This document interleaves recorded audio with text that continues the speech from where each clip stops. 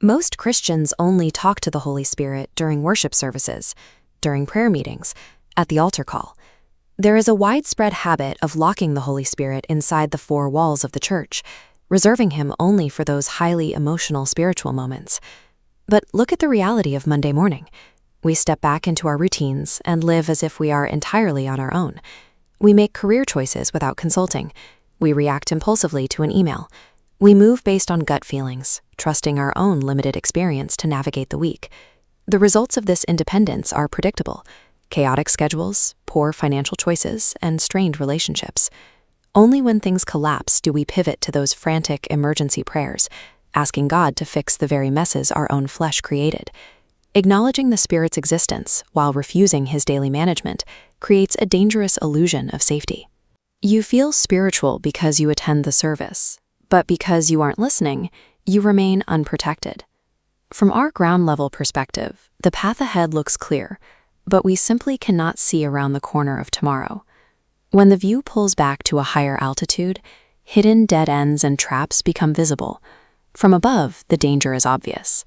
The Holy Spirit possesses this heavenly vantage point. He sees the threats you cannot see and knows exactly when to stop you from taking a bad deal, entering the wrong relationship, or posting something you'll regret. Because our natural vision is restricted, a single independent decision can open a door to chaos. When we cannot see what lies ahead, relying on the Holy Spirit's higher perspective becomes an absolute requirement for survival. We have to stop treating the Holy Spirit like spiritual furniture. He isn't a decoration for the sanctuary or emotional background music for a worship set.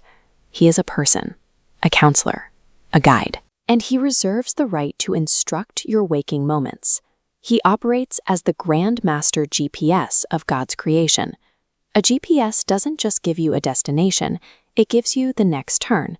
Many believers wait for a 10-year master plan, but the Spirit usually guides us one step at a time. Turn left here. Wait. Slow down. Recalculating. These tactical instructions ground your faith in everyday reality. He whispers, "Don't respond to that text yet. Go apologize to your spouse. Leave the office early today. Stay quiet in this meeting." Sensitivity to these tiny, momentary whispers is the mechanism that alters your entire trajectory. These small promptings are how he keeps you aligned with God's protection. We must be honest.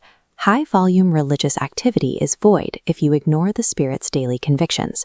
You can speak in tongues in the sanctuary, but if you still react in the flesh at the office, something is missing. Spiritual gifts were given to facilitate a surrendered life, not to produce a temporary emotional experience. The goal is to be led, not just to feel inspired. This requires a protocol: hear and judge. Every internal thought is not from God. Even Jesus was tempted in the wilderness. The devil spoke to him, and Jesus had to judge those words against the Father's will. You have to weigh your impulses. Does this thought please the Father? Does this action strengthen righteousness, or does it pull me toward my own ego? Spiritual maturity is proven by your ability to accurately discern the voice of God and ruthlessly surrender to it. It is the transition from doing what you feel to doing what he says. Imagine a life where you consulted the Holy Spirit before you hit send, before you signed the contract, before you walked into your house at the end of the day. In this tactical partnership, your life stays guarded. You are directed and strengthened against the unseen attacks that derail everyone else.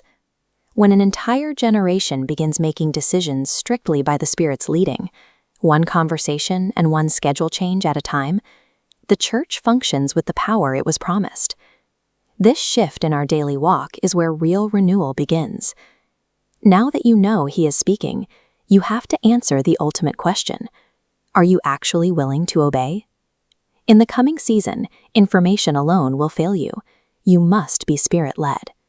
If this message challenged you, share it with another believer and type in the comments, "Holy Spirit, lead."